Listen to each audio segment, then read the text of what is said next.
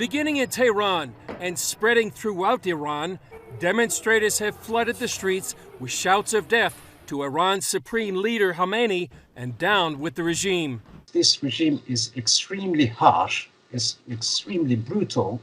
Shahzavar Karimzadeh, an Iranian-born economist from London, says the regime survives through brutality, but believes outside help could make it fall. At the moment, we got to the point that this regime is towards the end of his life. And that's why there is a need really for the help from all democratic nations, democratic governments, to help the people in Iran to get rid of this regime. Iran blames the U.S. for the demonstrations. We consider the support they have given as interference in Iran's internal affairs and in line with their hostile policies and maximum pressure that American officials are pursuing. Secretary of State Mike Pompeo responded. The Iranian people are once again on the streets because of the regime's poor economic management.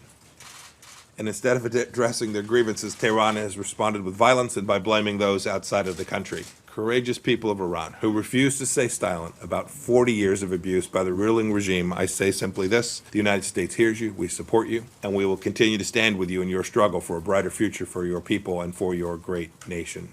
Despite its internal unrest, Israeli Prime Minister Netanyahu warns Iran's military goals remain the same.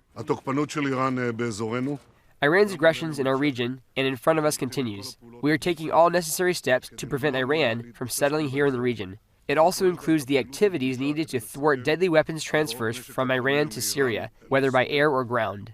Israel not only faces growing Iranian threats next to the Golan Heights, but also from Lebanon by Iran's proxy Hezbollah.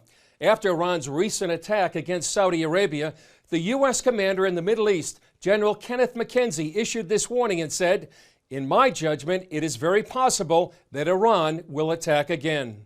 So while Iran fights internal dissent, it remains a menace in the region and may mean another showdown is looming in the Middle East. Chris Mitchell, CBN News, Jerusalem.